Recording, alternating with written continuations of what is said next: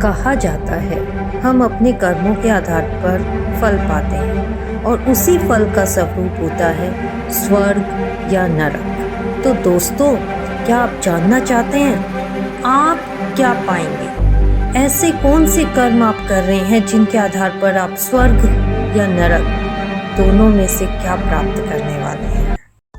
नमस्कार दोस्तों, आपका हमारे इस चैनल शाम ज्योति पर स्वागत है, जहां हम बात करते हैं धर्म की, कर्म की, आस्था की और विश्वास की। आज का हमारा विषय है स्वर्ग या नरक। हम दोनों में से किसके भागीदार रहेंगे? हम क्या प्राप्त करने वाले हैं? तो इन सब के पीछे क्या कारण है? हमें स्वर्ग या नरक क्यों मिलता है? हमें नरक क्यों भोगना पड़ता है? इन सब सवालों के जवाब आज हम इस वीडियो में पाएंगे। तो दोस्तों, शुरू करते हैं। तो इन सब सवालों के जवाब के लिए मैं एक छोटा सा उदाहरण प्रस्तुत करने जा रही हूँ। एक छोटी सी कहानी है जिसको सुनकर आपको बहुत मज़ा आएगा। ध्यान से सुनिए, आपके सब सवालों का जवाब इसी कहानी में छिपा है। एक बार एक बुजुर्ग महिला की मृत्यु हो गई। यमराज उसे लेने आए। महिला ने यमराज से पूछा, महाराज, आप मुझे स्वर्ग लेकर जाएंगे या नरक? यमराज बोले, दोनों में से कहीं नहीं। क्यों? तुमने इस जन्म में बहुत ही अच्छे कर्म किए हैं, इसलिए मैं तुम्हें सीधे प्रभु के धाम में ले जाऊंगा। बुजुर्ग महिला खुश हो गई और बोली, धन्यवाद, पर मेरी आपसे एक विनती है।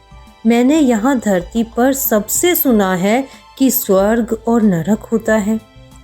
मैं एक बार इन दोनों को देखना चाहती हूँ। यमराज बोले, तुम्हारे कर्म अच्छे हैं, इसलिए तुम्हारी यह इच्छा पूरी करता हूँ। चलो, हम स्वर्ग और नरक दोनों के रास्ते से होते हुए प्रभु के धाम में चलेंगे। दोनों चल पड़े। सबसे पहले नरक आया।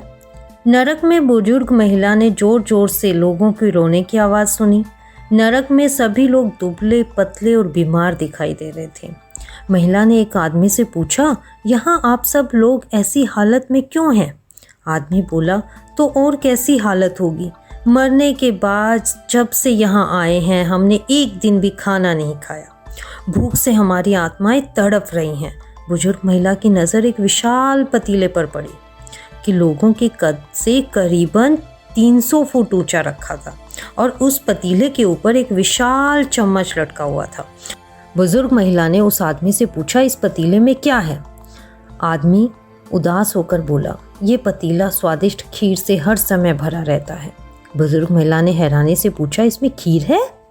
तो आप लोग पेट भरकर खाते क्यों नहीं हो? भूख से क्यों तड़प रहे हो? आदमी रो रो कर बोलने लगा, कैसे खाएं? ये पतीला 300 फुट ऊंचा है और इसमें से खीर लेना असंभव है। बुजुर्ग महिला को उन सब पर तरस आया और सोचने लगी, बेचारे खीर का पतीला होते हुए भूख से बेहाल हैं। शायद ईश्वर ने इसी प्रकार का दंड उन्हें दिया होगा। यमराज बुजुर्ग महिला से बोले, चलो। दोनों चल पड़े। कुछ दूर चलने पर स्वर्ग आया और वहाँ पर बुजुर्ग महिला को सबके हंसने की आवाज़ सुनाई दी। सब लोग खुश थे। उनको देखकर बुजुर्ग महिला भी बहुत खुश हो गई। पर वहाँ स्वर्ग में भी बुजुर्ग महिला की नज़र वैसे ही 300 फुट ऊंचे पतीले पर पड़ी जैसे कि उसने नरक में देखा था। उसके ऊपर एक चम्मच भी वैसा ही लटका हुआ था। बुजुर्ग महिला ने वहाँ के लोगों से पूछा, इस पतीले में क्या है? स्वर्ग के लोग बोले, इसमें स्वादिष्ट खीर है। बुजुर्ग महिला हैरान हो गई। उसने बोला कि ये पतीला तो 300 फुट ऊंचा है और आप लोग तो इस तक पहुंच ही नहीं पाते होंगे। उस हिसाब से तो आप लोगों को खाना मिलता ही नहीं होगा। आप लोग भूख से बेहाल होंगे। लोग बोले, हम तो सभी इस पतीले में से पेट भर कर खीर खाते हैं। महिला बोली, पर कैसे? पतीला तो बहुत ऊंचा है। लोग बोले, तो क्या हो गया, पतीला ऊंचा है, यहाँ पर कितने सारे पेड़ हैं।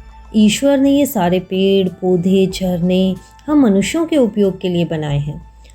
हमने इन पेड़ों की लकड़ी ली, उसको काटा, फिर लकड़ियों के टुकड़ों को जोड़कर एक विशाल सीढ़ी का निर्माण किया और उस लकड़ी की सीढ़ी के सहारे हम पतीले तक पहुंचते हैं और सब मिलकर खीर का आनंद उठाते हैं।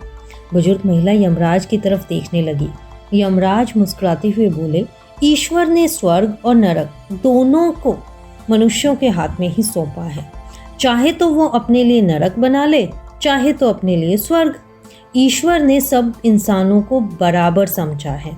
उसने अपने बच्चों में किसी प्रकार का कोई भेदभाव नहीं किया है। वहाँ नरक में भी पेड़ पौधे थे। वे लोग खुद ही आलसी हैं। उन्हें खीर हाथ में चाहिए। वो कोई कर्म नहीं करना चाहते, कोई मेहनत नहीं करना चाहते, इसलिए वे सब भूखे हैं। और यही तो ईश्वर की बनाई हुई दुनिया का नियम है। जो कर्म करेगा, मेहनत करेगा, उसी को मीठा फल मिलेगा। अर्थात स्वर्ग या नरक आपके हाथ में है। मेहनत करें, अच्छे कर्म करें और अपने जीवन को स्वर्ग बनाएं। तो दोस्तों, आज हमने समझा कि स्वर्ग या नरक हमारे जीवन में क्यों आते हैं, क्यों हम उनको भोगते हैं, इनके मिलने का कारण क्या है। इस प्रकार के अमूल्य ज्ञान को और कर्म आधारित तथ्यों को जानने के लिए इस चैनल को लाइक करें, सब्सक्राइब करें और कमेंट करें। Bye bye.